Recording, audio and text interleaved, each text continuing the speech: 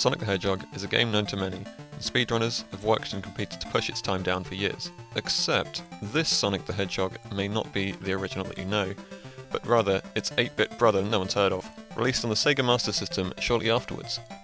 A different game entirely, this Master System version excludes loops in place of ramps, and has completely different zones and level layouts. No marble zone, no starlight zone, instead bridge, jungle and skybase. It also has great additions to the Sonic soundtrack. So here is the history, evolution and highlights of Sega Master System's Sonic the Hedgehog 1. The game is not that broken, which I'll prove right now.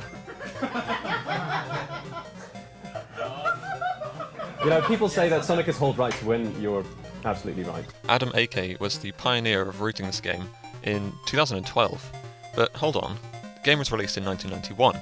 Why was there no runs until now? Well, every leaderboard site before this time either didn't show this version or categorized the game as the same as the Game Gear version, which is a far easier and simplified version for the handheld console. There are existing earlier records of Game Gear submissions on sites such as the Sonic Center, originally stemming from individual level runs, which made use of the handy in-game timer for each level, except boss levels. But back to Adam AK's original June 2012 run. So here's a quick run through the points of interest throughout the game. This level 1 strat has been known since time began, and is far less impressive when you know that it's just holding right, so I won't tell you that. Level 2 has a lot of technical jumps and some rolls through water. The first boss needs 8 hits, 7 over here, and then 1 with only a few frame perfect windows here, or here, or here, etc. This first boss seems to be where most runs get reset for this reason. On to Bridge Zone, much like Green Hill except with bridges. The important thing here is that you have to be careful to end these levels with fewer than 50 rings to avoid having to play any bonus levels. On the auto-scroller, Bridge 2, Adam clears everything cleanly as soon as it comes on screen. Bridge Boss, and Adam bounces 4 times each time robotic surfaces, without having to stop in between, getting the 8 hits needed completely as planned. On to probably the hardest zone in the game, Jungle. Clean platforming over insta-death falls in Jungle 1, as well as 2 very dangerous fish bouncers. They have a pretty much random chance of killing you here and then here, depending on when the fish decides to spawn, if at all. Although it does bounce you right to the end of the level, so when it works, it's pretty cool.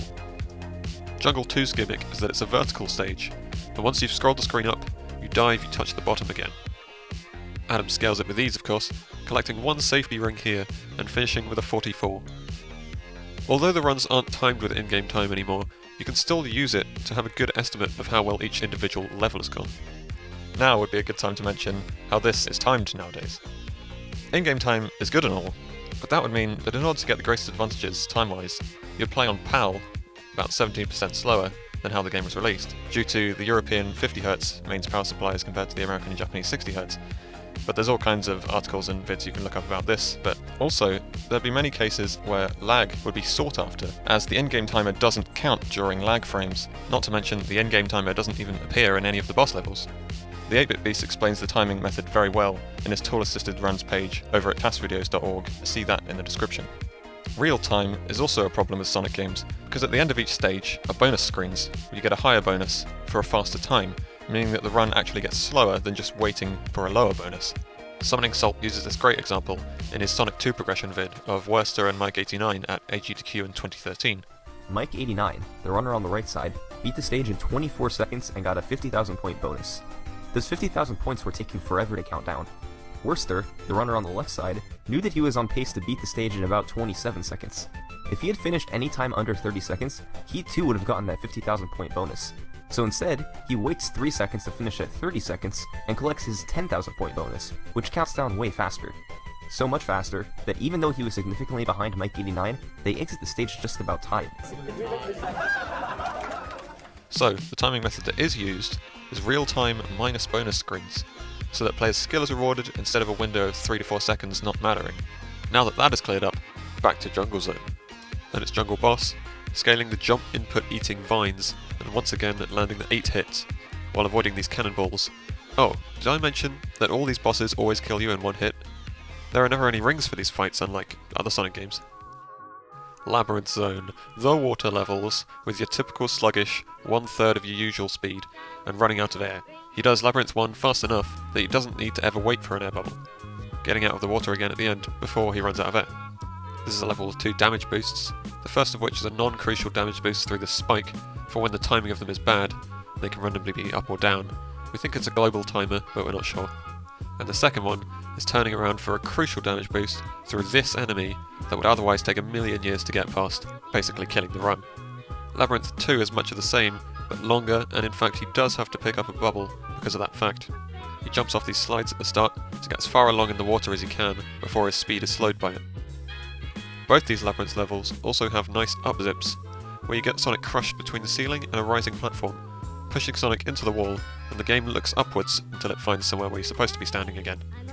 Labyrinth Boss is a slow-motion underwater battle, taking, you guessed it, 8 hits to kill Robotnik. Adam gets a 1-2-2-1-2, that's 1 in the middle, 2 on one side, 2 on the other side, 1 in the middle again, and the final 2 on the side. We'll be coming back to different combinations of this fight. Scrap Brain Zone is next, with flamethrowers and conveyor belts. A short first level followed by a long second level, involving this drop, where Adam moves to the right within only a 3 or 4 frame window to be able to land in the alcove on the other side, skipping some of the level. Then, the only death in Adam AK's run, an intentional one, so that you spawn back closer to the door you just opened, instead of having to go all the way around the map. He has to wait on this enemy, first the rings to be lost, and then the life, but it saves something like 15-20 seconds at least. The boss level of Scrap Brain is just a maze area with no actual fight. Easy to memorise the correct route for speedrunning, although you do still have to wait for about 8 seconds for Robotnik to run away on his floating elevator platform thing. Skybase 1 contains difficult platforming with lightning on timed cycles. These cycles kind of dictate what time range you can finish the level in. In this case, Adam AK has to wait slightly for a couple of times and finishes with a 35. The penultimate level, Skybase 2, is the largest random factor in the run, with Adam having to wait for these cannons for longer than he would want. Considering that the bullets insta-kill you and they start facing in a random direction, you can't really blame him. Luckily, you get to skip the entire rest of this level with a possibly developer-intended shortcut. The run culminates in a very important clip into the boss area, twice, in order to get far more hits in more quickly than normal. And the way Adam does this is actually a really difficult method, and isn't used anymore today, but props to him for finding it. And there it is, the first refined and recorded run by Adam AK, 1745 on today's leaderboard. His execution was good, really good, with small precise jumps, some difficult tricks, and strategies that are still used today. Bear in mind that Adam did this from scratch, with only the vague reference of an old Game Gear run that Mike89 did in 2011. His gameplay was a lot of playing through each level as fast as possible and not dying. Simple enough, but not all mechanics of movement and other tricks were seen yet. This run stood for an incredible almost 3 years.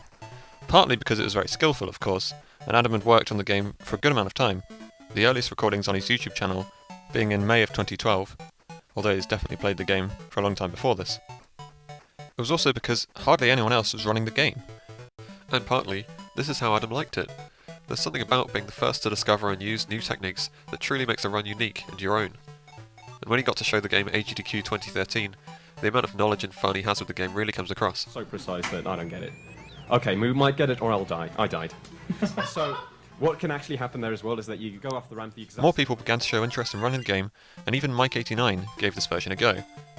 Among them was the French runner, Maman, who had recently begun getting better and better personal records, and now began the grind for the world record. During this time, Retro Madness Zone also pushed the record down to 1716 on August 7th, 2015.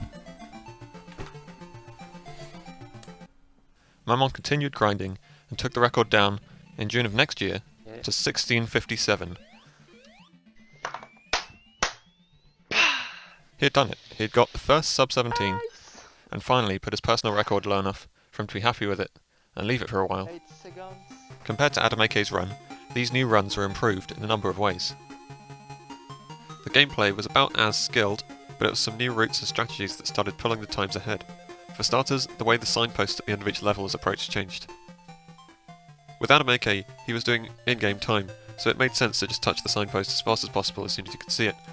But with this new time method of RTA minus bonus screens, if the signpost stays spinning for a long time, then that's losing you time in the run.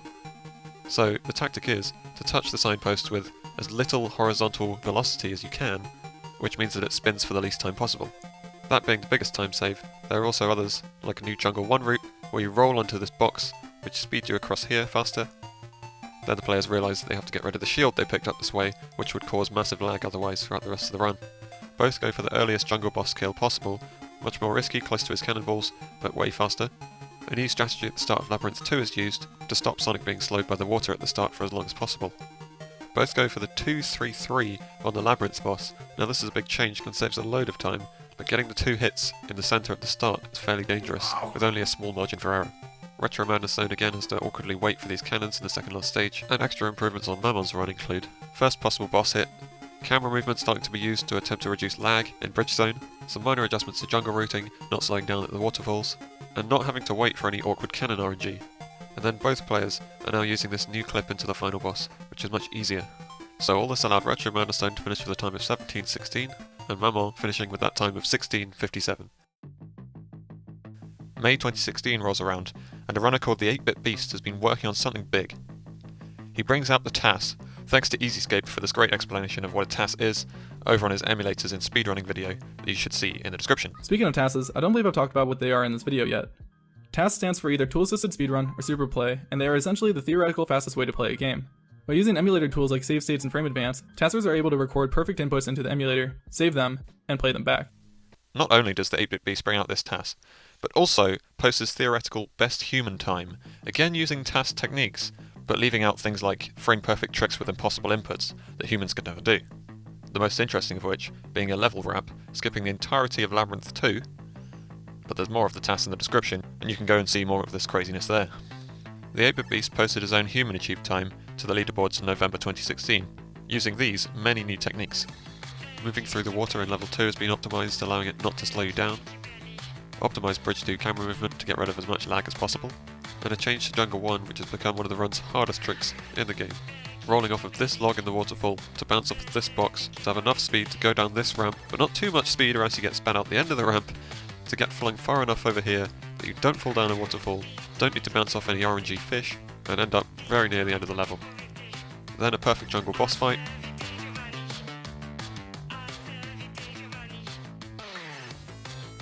some very awkward cannons for the second last level, Don't be arseholes, cannons.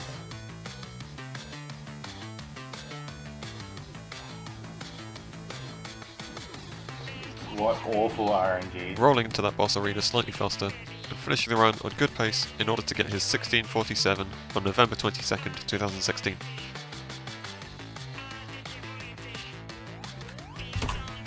Yes. The 8-Bit Beast's work on advancing the speed and knowledge of the game was great for our little community, and much of the new tech has been picked up by current runners, including Mammon when he still runs the game from time to time.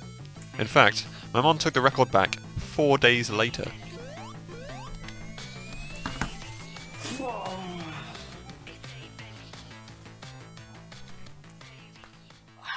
Now, it's December 2017, and the 8-Bit Beast returns to do a far more optimised run. He gets on the best run that anyone's ever seen, taking so much more strategy from his task knowledge than before. Tiny optimisations on Green Hill 1 and 2, a big improvement on Bridge 1, where you roll and launch yourself at the right angle to bounce on top of this box, allowing your speed to massively increase. Guessing the bridge boss location in order to hit him slightly earlier as he surfaces. This roll bounce onto the enemy in Labyrinth 2, saving a lot of time and making it much safer to do with no air bubbles. Taking damage from this flamethrower in order to get rid of your rings earlier for the intentional death, and with less lag with no enemies on screen. He was on the run, but then something went wrong.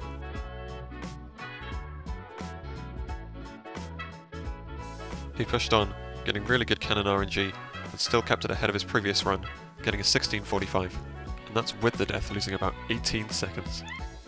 But for now, the 8-Bit Beast says he's happy with the run, since the rest of it was such good quality and showcases all the techniques he wanted to showcase. He says he doesn't want to get stuck on the game, decreasing it by ever and ever smaller amounts, as that would feel like a waste of time. But I think that's a discussion for a different video. He's happy with producing his amazing TASes for a massive range of different games, and then feeling that 100% the game is solved and moving on. So, he didn't have the record, but his run became the standard to keep up with for new runners. Once again, despite more entries onto the leaderboard, Mammon's record held for a good year and 2 months. But the current record, you may have guessed, was posted by Fozon on January 17th, 2018, about a 16:27. However, this run wasn't accepted to the leaderboards as it didn't have full game sound recorded, and I did kind of come out of nowhere. So Fozon posted a new PB on February 17th, 2018 of 16:22. Let's see the most recent methods and routes that it used to get that. The first boss was hit on one of the first frame windows. The bridge boss was a 5-3 by reacting fast enough and jumping low enough for those lower 5 bounces rather than 4, as he surfaces the first time. The hardest trick in Jungle 1 got even harder, where after you've rolled off the ramp and not got spat out and not hit the crab and not fallen down a waterfall, you have a few frames to jump off of this block, keeping your speed high and getting you even closer to the end. The jungle boss has a little vine jump, which is only a 1 or 2 frame window which skips one of the vines going up. The run comes close to failing in Labyrinth 1, but there's an almost run-ending mistake. To survive spike hits like this, you need to jump within the first few frames of landing to get out alive. This is the first run with a fast cycle in Skybase 1, which involves scaling the start of the level so quickly by just dodging cannon shots and or manipulating them not to fire, that you can make it past this lightning without having to wait. Here's Mammon's previous record for comparison.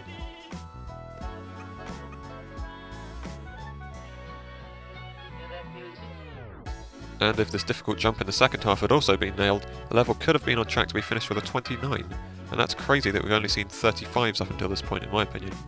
But with this jump missed, this time ends up being a 31. It finishes off with some tough cannon RNG, making the run all come down to the final boss fight.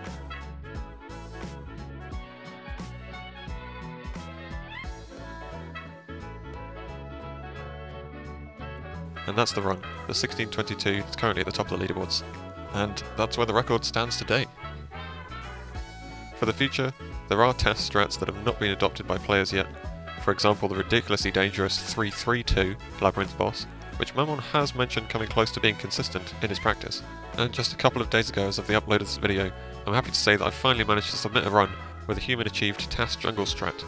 It's a world record by 2 seconds and will be verified soon, eventually, but it's a crazy back and forth run, and the thing is, there's still a bunch of obvious small mistakes throughout it. I don't mind, I finally managed to show off the strat I've been going for over half a year, and in fact I think it's a good thing that there are clear improvements still, and I very much hope it causes new people to continue to strive to push this game faster in the future.